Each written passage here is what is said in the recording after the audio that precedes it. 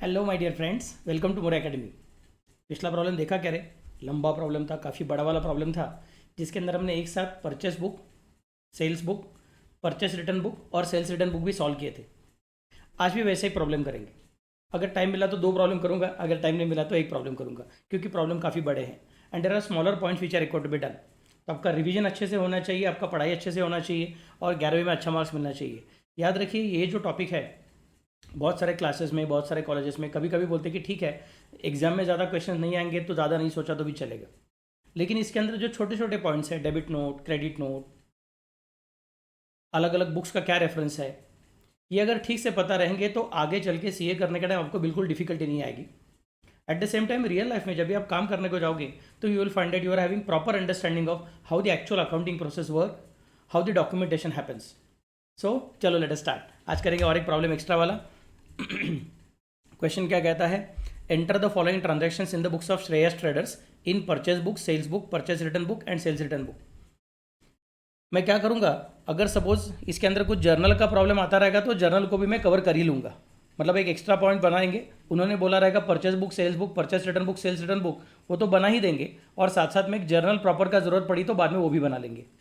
ऐसा टाइप का प्रॉब्लम रहेगा तो मैंने आपको क्या बोला है, पहले फॉर्मेट ड्रॉ करने से भी पहले क्लासीफाई करके ले लो कि कौन सा पॉइंट परचेस का है, कौन सा पॉइंट सेल्स का है, कौन सा पॉइंट परचेस रिटर्न, कौन सा पॉइंट सेल्स रिटर्न, कौन सा कैश बुक का है, कौन सा जर्नल प्रॉपर का है।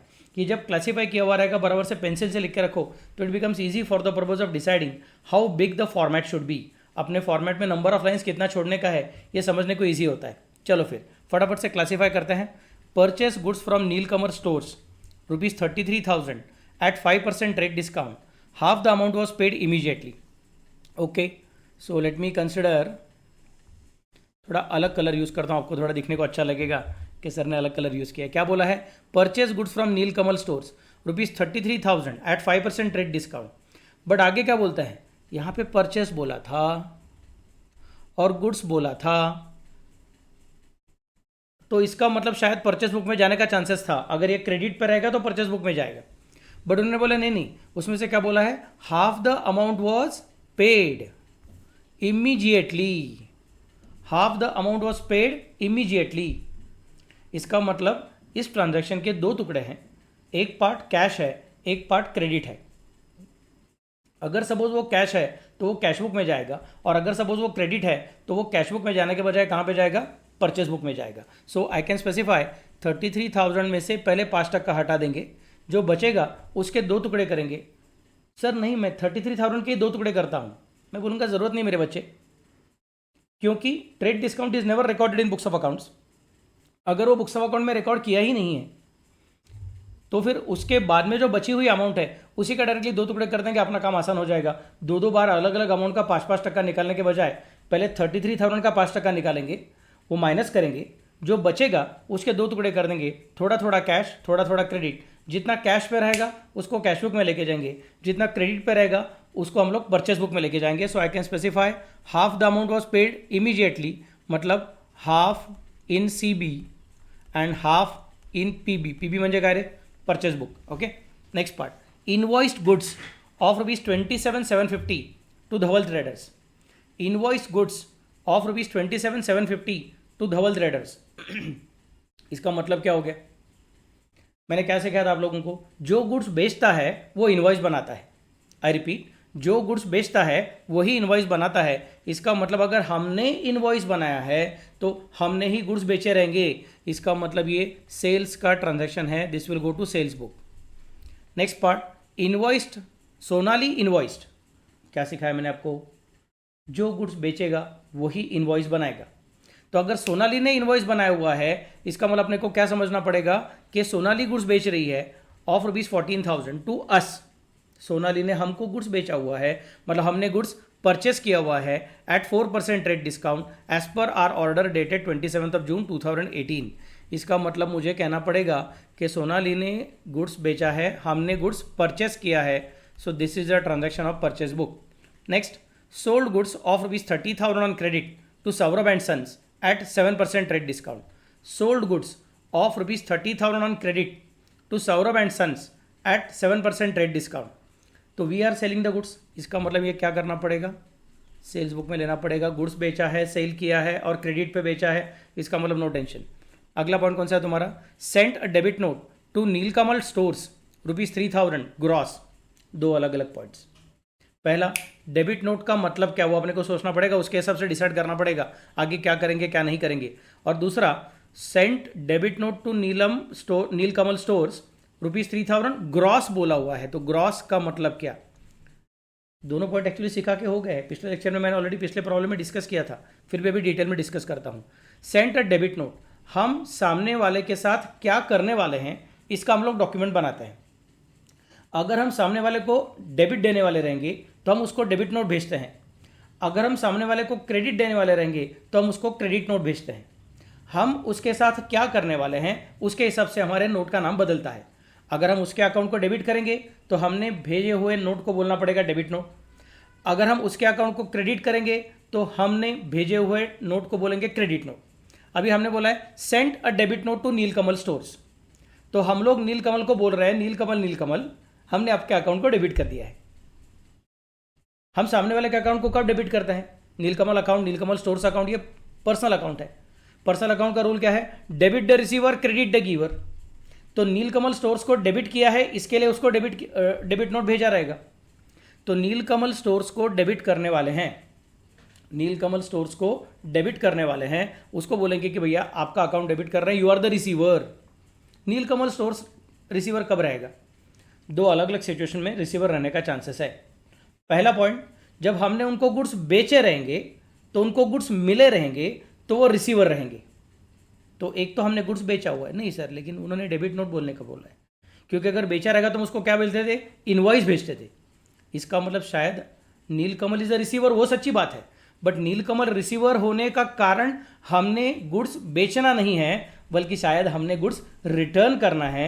मतलब पहले क्या हुआ रहेगा? नीलकमल ने हमको गुड्स बेचा रहेगा, तभी हम लोग रिसीवर रहेंगे, नीलकमल गिवर रहेगा, हमने नीलकमल को तभी क्रेडिट दिया रहेगा, परचेस बुक में एंट्री की रहेगी, और अभी शायद समझ में आया रहेगा कि नीलकमल ने भेजा हुआ गुड्स गलत है या फिर ज़्यादा है या फिर इन्फीरियर क्वालिटी का है, तो हमने गुड्स को वापस भेज दिया है। वापस भेजा है तो हम लोग बोलेंगे कि it is purchase return, purchase return, purchase return. और ऊपर देखो, अगर याद रहेगा तो 1 तारीख का ट्रांजैक्शन क्या था? परचेस गुड्स फ्रॉम नीलकमल, मतलब बराबर है, नीलकमल के से तभी परचेस किया था, अभी परचेस रिटर्न हो गया। चलो सर अच्छी बात है, परचेस रिटर्न तो समझ में आ गया। डेबिट नोट, हमने उसको डेबिट किया, नीलकमल को डेबिट किया, Neelkamal is the receiver. Neelkamal receiver होने के दो कारण, either we have sold the goods और we have return the goods which we are purchase in the past from Neelkamal. तो यहाँ पे क्या कंसिडर करना पड़ेगा? परचेस रिटर्न कंसिडर करना पड़ेगा। सर अभी दूसरा पॉइंट, वो जो ब्रैकेट में है ग्रॉस, उसको आपने अंडरलाइन किया है, उसका क्या पॉइंट है? मैंने आपको क्या सिखाया था? एक इक्वेशन है अपना बचपन का equation, list price minus trade discount is equal to invoice price. List price minus trade discount is equal to invoice price. List price को ही लोग बोलते हैं ग्रॉस, ट्रेड डिस्काउंट को ट्रेड डिस्काउंट ही बोलते हैं, और इनवॉइस प्राइस को बोलते हैं नेट।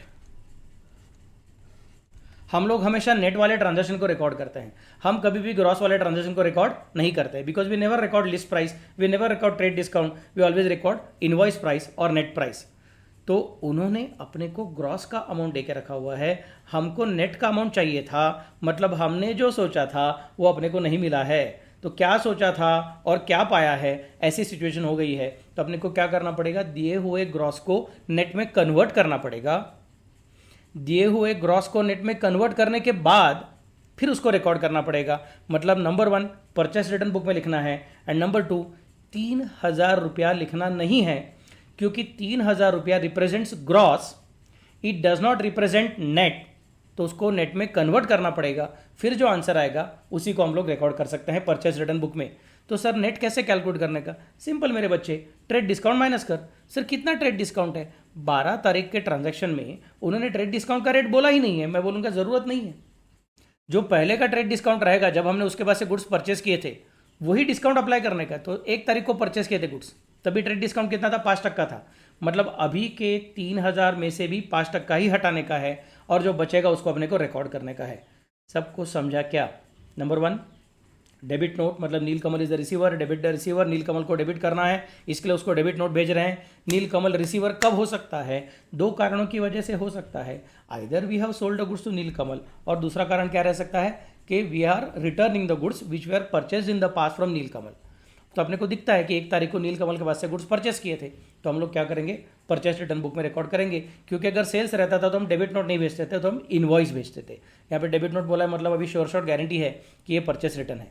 सेकंड पॉइंट क्या है आपका कि उन्होंने बोला है ग्रॉस, हमको ग्रॉस नहीं चाहिए। ग्रॉस किसके जैसा है, ग्रॉस लिस्ट प्राइस के जैसा है। हम लोग अपने बुक्स में लिस्ट प्राइस रिकॉर्ड नहीं करते हैं, हम लोग हमेशा अपने बुक्स में इनवॉइस प्राइस रिकॉर्ड करते हैं। इनवॉइस प्राइस कैसे आता है, ग्रॉस में से ट्रेड डिस्काउंट माइनस करने के बाद जो बचेगा उसमें से इनवॉइस प्राइस आता है, मतलब नेट अमाउंट आता है। फिर अपने को उस 3000 को भी नेट में कन्वर्ट करना पड़ेगा। सर उसके लिए अपने को ट्रेड डिस्काउंट का रेट चाहिए, यस सर वो दिया नहीं है, हाँ 12 तारीख को नहीं दिया है लेकिन 1 तारीख को तो दिया है ना, तो 1 तारीख का रेट देखो 5% है, उसी रेट को यहाँ पे अप्लाई करने का है, बिकॉज उसी गुड्स में से हमने गुड्स वापस किए हुए हैं, तो 5% को हटाने का है और फिर जो बचेगा उसको हम लोग अपने बुक्स में रिकॉर्ड करेंगे। 5% को हटाया मतलब कितना आएगा रे, 5% को हटाया मतलब 3000 का 10% मतलब 300, 300 को आधा कर दिया मतलब 150, तो 150 रुपये हटाने का है। 3,000 में से 150 गया मतलब 2850 का अमाउंट आने वाला है। Next part, sent a credit note to Dhaval traders ₹3550। अभी फिर से हम सामने वाले के साथ जो करने वाले हैं उसके हिसाब से अपने को नोट इशू करना पड़ता है। अगर हमने सामने वाले के अकाउंट को डेबिट किया तो हम लोग डेबिट नोट भेजेंगे, अगर हमने सामने वाले के अकाउंट को क्रेडिट किया तो हम लोग क्रेडिट नोट भेजेंगे। तो उन्होंने बोला है send a credit note to Dhaval, मतलब धवल को हम लोग क्रेडिट कर रहे हैं। धवल ट्रेडर्स पर्सनल अकाउंट है, पर्सनल अकाउंट का रूल है debit the receiver credit the giver. Dhaval traders को हम लोग क्रेडिट दे रहे हैं मतलब Dhaval traders is the giver. Dhaval trader giver कब बनेगा, 2 चीज़ों की वजह से गिवर बन सकता है। एक तो हम उसके पास से परचेस कर रहे हैं तो गुड्स हमारे पास आ रहे हैं और धवल ट्रेडर्स इज द गिवर ऐसा बोलना पड़ेगा। लेकिन धवल ट्रेडर ऐसे वक्त क्या करेगा, अपने पास इनवॉइस भेजेगा। उसने बोला इनवॉइस नहीं भेज रहा हूं बल्कि हम लोग उसको क्रेडिट नोट दे रहे हैं। मैं बोलूँगा अच्छा मतलब क्या हुआ रहेगा, शायद हमने धवल ट्रेडर्स को गुड्स बेचे रहेंगे, जब बेचे थे तो इन दैट केस हमने उसको डेबिट किया रहेगा कि Dhaval traders is the receiver, debit the receiver, Dhaval trader को डेबिट कर दिया। और उसके बाद में शायद हमने भेजे हुए गुड्स ज़्यादा क्वांटिटी थे या फिर ख़राब क्वालिटी के थे या फिर अलग क्वालिटी के थे, अलग वर्जन के थे, तो उसने वापस कर दिए हैं।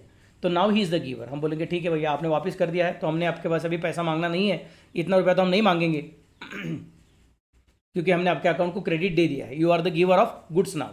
तो in that case this will be considered in sales return book. एक बार चेक करते हैं, मेरे ख्याल से देखो 3 तारीख का ट्रांजैक्शन था, invoice goods of ₹27,750 to Dhaval traders. तो धवल को हमने तभी गुड्स इनवॉइस किए हुए अपने को मालूम पड़ गया है, तो उसी को हम लोग अभी सेल्स रिटर्न कंसिडर कर रहे हैं। Now comes the next transaction. In the next transaction they have told us 19th को received credit note from Sonali ₹1000 gross. Now many times small mistake can take place very quickly.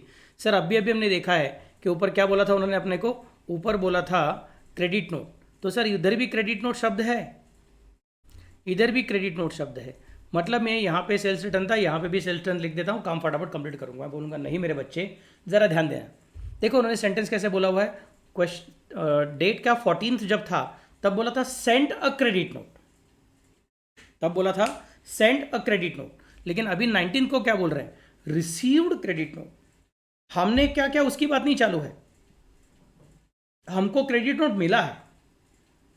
हमको credit note कब मिलेगा, जब सामने वाला भेजेगा तब मिलेगा। इसका मतलब ये हमने किसी और को भेजा हुआ क्रेडिट नोट नहीं है 14 तारीख जैसा, बल्कि सोनाली ने हमको बोला है कि सोनाली हमको क्रेडिट दे रही है, इसके लिए उसने अपने को क्रेडिट नोट भेजा हुआ है। सोनाली ने अपने को क्रेडिट नोट भेजा हुआ है, मतलब अपने को बोलना पड़ेगा कि the moment she is sending us credit note, हमने उसको क्या भेजना चाहिए, डेबिट नोट भेजना चाहिए। तो मैं यहां पे क्या करूंगा, एक एक्स्ट्रा पॉइंट लिख के रखता हूं आपकी समझने के लिए। Therefore we must send debit note to her. उसने हमको क्या भेजा, क्रेडिट नोट भेजा। उसने क्रेडिट नोट भेजा मतलब वो बोल रही है कि श्रेयस ट्रेडर्स आपको मैंने क्या कर दिया है, आपको मैंने क्रेडिट दे दिया है। ऐसा कौन कहती है, सोनाली कहती है। हम बोलेंगे ठीक है, सोनाली ने अगर हमको क्रेडिट दिया है तो हम उसको क्या दे देंगे, डेबिट दे देंगे। इमीडिएटली हम लोग एक डेबिट नोट बनाएंगे और उसको भेज देंगे। मतलब this is not a transaction like 14th but this is a transaction like 12th का ट्रांजैक्शन कभी कैसे किया था हमने, परचेस रिटर्न बुक में लिखा था। मतलब ये भी ट्रांजैक्शन अपने को परचेस रिटर्न बुक में ही लिखना पड़ेगा। और यहाँ पे भी कैसे बोला है, ग्रॉस बोला हुआ है, तो चेक करना पड़ेगा सोनाली के पास से हमने कभी कुछ गुड्स परचेस किया था क्या, तभी का डिस्काउंट क्या था चेक करना पड़ेगा।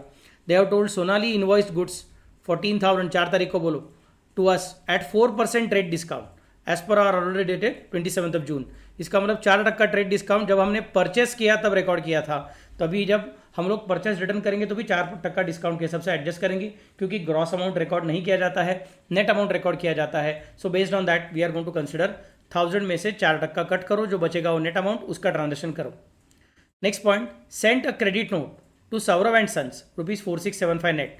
अभी कुछ टेंशन नहीं है, सीधा उन्होंने सेंट बोला है तो हम क्या कर रहे हैं उसकी बात चालू है। क्रेडिट नोट बोला है मतलब 14 तारीख जैसा रहेगा, so this will be considered as sales return. Check करो सौरभ के हमने गुड्स बेचा था क्या पहले कभी, देखो देखो जरा, धवल और ये सोनाली और sold goods credit to Saurabh, yes. ये देखो 9 तारीख को हमने गुड्स बेचा है, तभी सेल्स बुक में एंट्री किया था सौरभ को, अभी उसका सेल्स रिटर्न बुक में एंट्री करेंगे। लेकिन फायदे की बात देखो, देखो यहाँ पे क्या बोला है, नेट, मतलब हमको जो चाहिए था वही मिल गया है। इसके पहले 12 तारीख को और 19 को हम बोल रहे थे क्या सोचा था क्या पाया है, लेकिन 21 तारीख को हम लोग बोलेंगे जो सोचा था वही पाया है। मतलब अपने को अभी ट्रेड डिस्काउंट को फिर से एडजस्ट करने की ज़रूरत नहीं है, क्योंकि उन्होंने हमको अभी ग्रॉस अमाउंट नहीं दिया है, क्योंकि उन्होंने हमको अभी नेट अमाउंट दिया है। रिकॉर्ड करने के लिए अपने को इनवॉइस प्राइस यानी कि नेट अमाउंट की ही ज़रूरत रहती है, और उन्होंने नेट अमाउंट ही दिया हुआ है। इसका मतलब अपने को अभी फिर से ट्रेड डिस्काउंट एडजस्ट करने की ज़रूरत नहीं है। इसके पहले 12 तारीख को और 19 तारीख को उन्होंने अपने को ग्रॉस अमाउंट दी हुई थी, अभी उन्होंने अपने को नेट अमाउंट दे दी है।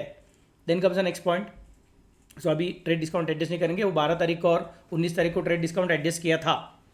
अगला पॉइंट है, purchase goods from Surabhi stores ₹15,000 and sold the same to Prachi at a profit of 25% on cost. मतलब यहाँ पे दो अलग अलग ट्रांजेक्शन है, एक ट्रांजेक्शन परचेस बुक में जाएगा, purchase goods from Surabhi stores, और प्राची को बेचा है तो वो सेल्स बुक में जाएगा। उसमें से सुरभि का ट्रांजेक्शन 15,000 का उन्होंने बोल के रखा है, there is no difficulty. Prachi का ट्रांजेक्शन कितने का है उन्होंने अपने को बोला हुआ नहीं है, बल्कि उन्होंने अपने को हिंट दे के रखा है कि कॉस्ट के ऊपर 25% ऐड करके जो आंसर आएगा वो आंसर लिखो। कॉस्ट के ऊपर 25% ऐड करने के बाद जो आंसर आएगा उस आंसर को लिखो। Then comes the next point, purchase goods of ₹6,600 from Seema stores. तो उसका वर्किंग बाद में करेंगे, टेंशन मत लो। Purchase goods of ₹6,600 from Seema stores and paid carriage ₹240। ये paid carriage ₹240 will go in cash book, लेकिन परचेज गुड्स जो बोला है that will go in purchase book. Next, Prachi return goods ₹5,000 as they were defective and same way return to Surabhi stores. तो हमने प्राची को goods बेचा तभी सेल्स बुक बोला था, तो अभी प्राची रिटर्न कर रही है तो सेल्स रिटर्न बुक में जाएगा, और सुरभि के वास्ते परचेस किया तभी हमने परचेस बुक बोला था, तो अभी हम उसको रिटर्न करेंगे तो क्या हो जाएगा, परचेस बुक हो जाएगा। ये ज़रा स्टार मार्क वाला ट्रांजैक्शन है, क्योंकि अपने को उसका अमाउंट उन्होंने ठीक से दिया हुआ नहीं है, अपने को ढूंढना पड़ेगा।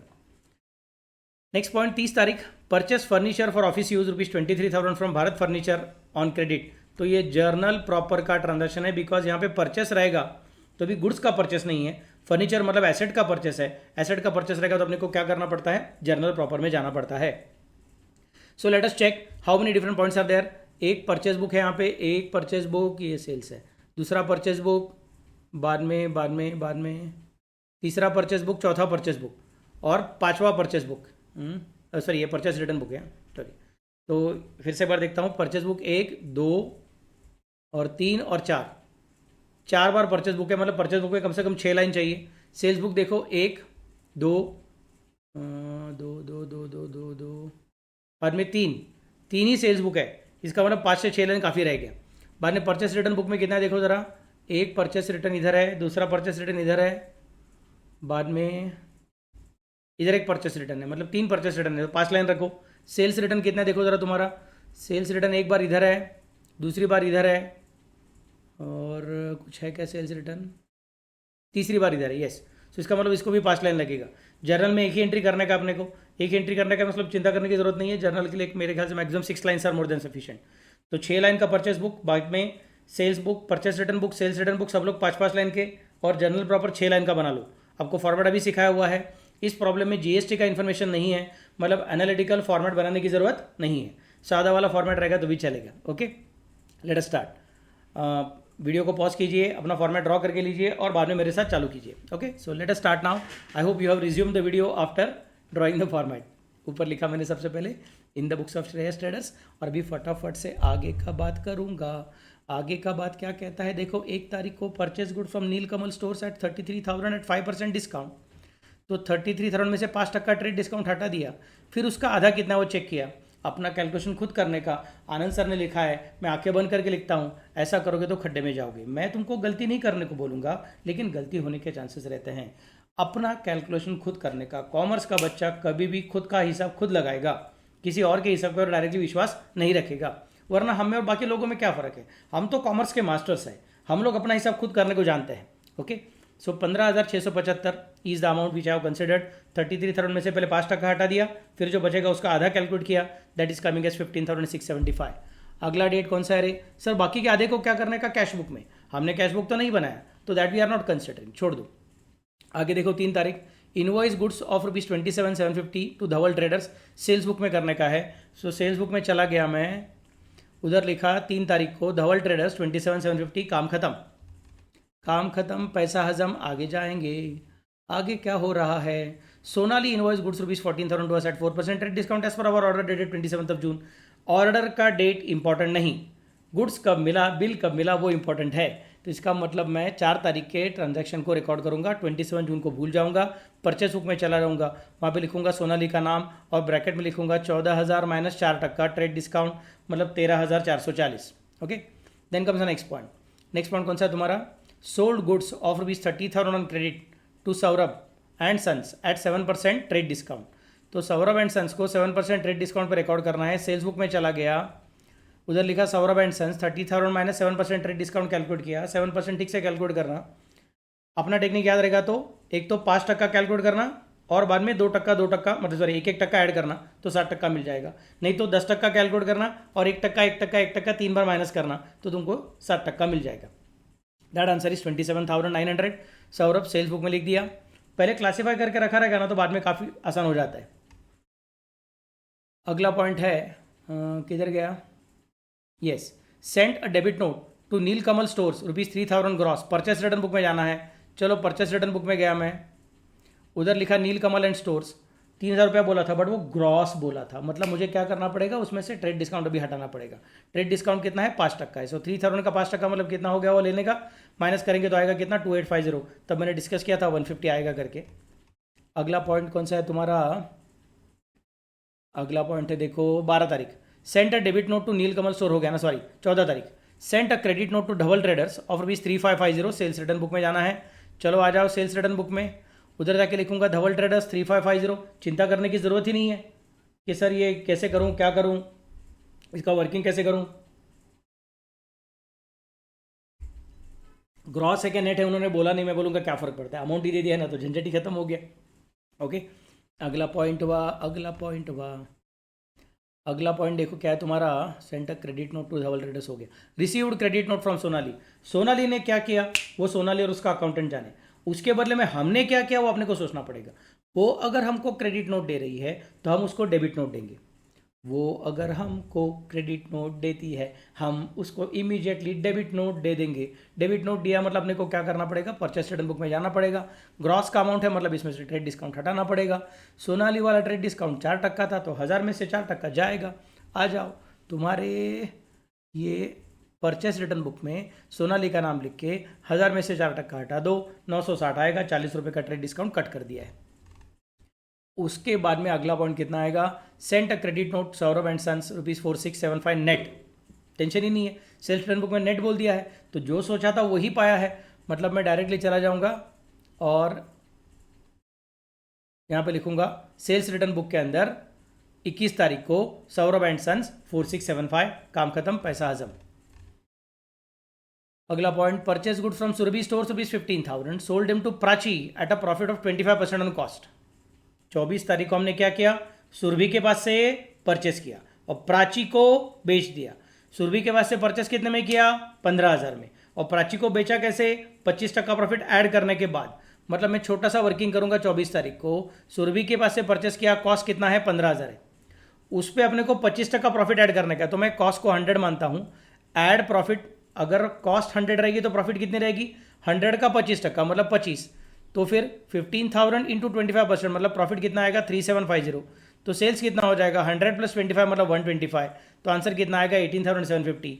तो सुरभि के पास से ट्रांजैक्शन कितने का आएगा 15,000 का, उसका नाम क्या रहेगा परचेस, और प्राची को बेचने के टाइम वही गुड्स जाते रहेंगे, तो भी वैल्यू चेंज कर दिया है क्योंकि उसके अंदर हमने अपना खुद का प्रॉफिट ऐड किया है। अपना प्रॉफिट कितना है 25% प्रॉफिट है, तो प्राची को कितने में गुड्स बेचेंगे 18,750 में गुड्स बेचेंगे। सब कुछ समझा क्या? ओके सो अपने को परचेस का एंट्री क्या करना पड़ेगा रे 15,000 का एंट्री करना पड़ेगा। ये देखो 24 तारीख को सुरभि स्टोर्स परचेस बुक में 15,000 का एंट्री किया है, फिर सेम डेट को सेल्स बुक में मैं कितने का एंट्री करूंगा 15,000 का एंट्री नहीं करूंगा 18,750 का एंट्री करूंगा। So I go to the sales book, उधर लिखूंगा प्राची 18,750। समझा श्योरली? कॉस्ट पे 25% प्रॉफिट ऐड करने के बाद जो आएगा वो सेलिंग प्राइस। सुरभि के पास से आया वो परचेस का transaction, that will be recorded at cost. Prachi को दिया दैट इज अ सेल्स का transaction, that will be recorded at selling price. Selling price includes profit, इसके लिए गुड्स वही रहेगा तो भी वैल्यू चेंज हो गया है। Clear? Then comes a next point. अगला पॉइंट है कौन सा देखो रे, अगला पॉइंट है Prachi return goods ₹5,000 as they were defective and same way return to Surabhi stores. नहीं, एक बीच में रह गया, सॉरी, 25 तारीख का transaction. Purchase goods of ₹6,600 from Seema stores and paid carriage ₹240। Carriage को तो कैश बुक में डालेंगे, भूल जाओ। परचेज गुड्स बोला है 6,600, तो सीमा स्टोर्स 25 तारीख को परचेज बुक में बॉडे बुक में लिख दिया 6,600, काम खत्म हो गया। नेक्स्ट 27 तारीख को Prachi return goods of ₹5,000। Be careful, अब प्राची ने गुड्स वापस किया है, मतलब प्राची के पास हमने जो गुड्स भेजा था ना वो कितने का था, वो 18,750 का था, मतलब उसके अंदर प्रॉफिट इंक्लूडेड था। अब जब प्राची वापस करेगी तो 18,750 में से 5,000 का गुड्स वापस करेगी। सो 18,750 5,000 का पार्ट है, और 18,750 खुद 125 था, मतलब 5,000 भी 125 है। प्राची अपने को वापस कर रही है गुड्स, बाबा लोग, दिखता है क्या प्राची का नाम? हाँ, प्राची अपने को गुड्स वापस कर रही है 5,000 का। सुरभि के पास से लेके प्राची को बेचा था, अब प्राची वापस कर रही है तो हम लोग सुरभि को वापस करने वाले हैं। तो सुरभि वाला अमाउंट 100 रहता है, तो प्राची वाला अमाउंट 125 रहता है। तो प्राची वाला अमाउंट 5,000 मतलब 125 है, तो सुरभि वाला अमाउंट कितना? तो यहाँ पे लिखूंगा 125, 2500, जो इधर का इक्वेशन था सेम टू सेम। फिर मैं बोलूंगा 5,000 इंटू 100 अपॉन 125, 5,000 इंटू 25 अपॉन 125। इधर क्या आएगा 4,000 और 1,000 आएगा, काम खत्म, पैसा हजम। यानी कि प्राची के पास वापस कितना आएगा 5,000, और सुरभि को वापस कितना देंगे हम लोग 4,000।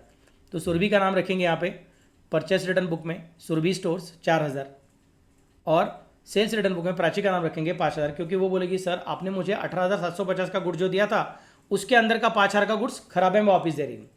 बोलेंगे ठीक है दे दो, तो उसका 5,000 का ट्रांसफर उसने खुद ने बोल दिया, तो काम ही खत्म हो गया।